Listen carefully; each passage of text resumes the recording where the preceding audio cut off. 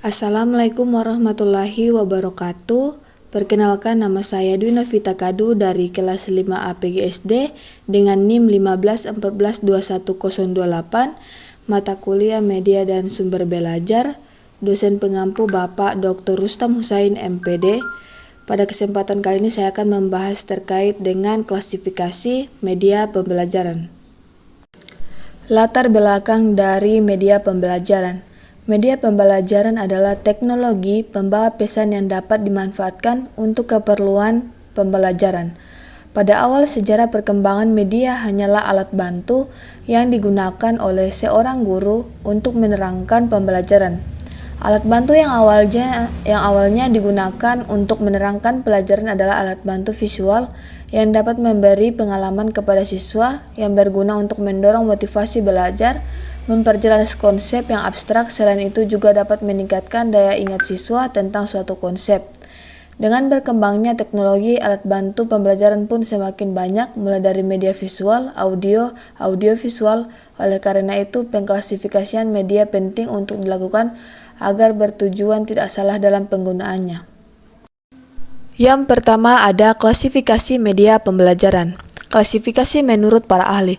Ada beberapa cara untuk menggolongkan atau mengklasifikasikan media pembelajaran dengan dasar pertimbangan tertentu. Penggolongan media ini dapat juga dilakukan dengan berdasarkan pada ruang lingkup pengertian media menurut para ahli yang mengemukakannya. Berikut klasifikasi media pembelajaran menurut beberapa ahli. Ada ahli Kemp dan Dayton. Beliau mengelompokkan media ke dalam 8 jenis, yaitu yang pertama ada media cetak, di mana meliputi bahan-bahan yang disiapkan di atas kertas untuk pengajaran dan informasi. Yang kedua ada media pajang, pada umumnya ini digunakan untuk menyampaikan pesan seperti papan tulis, flip chart, dan papan magnet. Yang ketiga ada OHP dan transparansi, di mana transparansi yang diproyeksikan adalah visual baik berupa huruf, lambang, gambar, atau grafik. Yang keempat ada rekaman audio tape, di mana pesan dan isi pelajaran dapat direkam pada tape magnetik sehingga hasil rekaman itu dapat diputar kembali pada saat diinginkan. Yang kelima ada seri slide atau film bingkai, di mana suatu film transparansi yang berukuran 35 mm dengan bingkai 2x2 inci. Dan yang keenam ada penyajian multi image, di mana dapat memberikan hubungan antar isi materi pelajaran dengan dunia nyata. Bentuk visual yang berupa gambar representasi seperti gambar, lukisan, atau foto yang menunjukkan bagaimana suatu benda, atau diagram yang menuliskan hubungan konsep, organisasi, dan struktur materi. Yang ketujuh ada rekaman video dan film hidup. Film atau gambar hidup merupakan gambar-gambar dalam frame, di mana frame demi frame diproyeksikan melalui lensa proyektor secara mekanis sehingga pada layar terlihat hidup. Yang kedelapan adalah komputer mesin yang dirancang khusus untuk memanipulasi yang diberi kode, mesin elektronik yang otomatis melakukan pekerjaan dan perhitungan sederhana dan rumit. Adapun klasifikasi media pembelajaran. Mengklasifikasi media pembelajaran berdasarkan 5 kategori, yaitu klasifikasi media berdasarkan bentuk dan ciri fiksinya, jenis dan tingkat pengalaman yang diperoleh, persepsi indera yang diperoleh penggunaannya, dan hierarki pemanfaatannya. Yang pertama ada klasifikasi berdasarkan bentuk dan ciri fisiknya, yaitu ada media pembelajaran 2 dimensi, di mana media yang penampilannya tanpa menggunakan media proyeksi dan berukuran panjang kali lebar saja serta hanya diamati dari satu arah. Misalnya peta, gambar, bagan, dan semua jenis media yang hanya dilihat dari sisi datar saja. Yang kedua ada media pembelajaran 3 dimensi, yaitu media yang penampilannya tanpa menggunakan media proyeksi dan mempunyai ukuran panjang yang lebar, tinggi, serta dapat diamati dari pandangan mana saja. Yang ketiga ada media pandang diam, yaitu media yang menggunakan media proyeksi yang hanya menampilkan gambar diam di layar atau tidak bergerak, statis, misalnya foto, tulisan, atau gambar binatang yang dapat diproyeksikan. Yang terakhir adalah media pandang gerak, yaitu media yang menggunakan media proyeksi yang dapat menampilkan gambar bergerak di layar, termasuk media televisi dan video tape recorder, termasuk media pandang gerak yang disajikan melalui layar screen. Baik, yang kedua yaitu ada klasifikasi menurut jenis dan tingkat pengalaman yang diperoleh.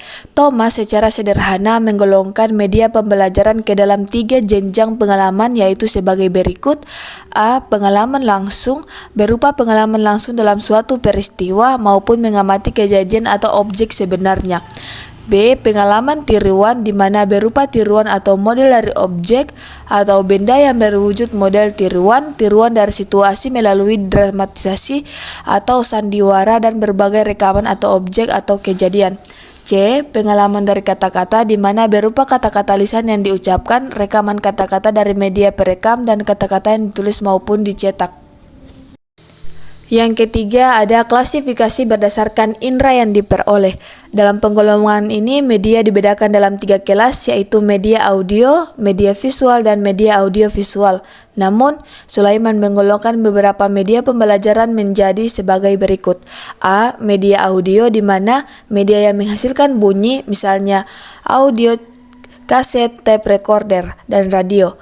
B. Media visual, di mana media visual 2 dimensi dan media visual 3 dimensi.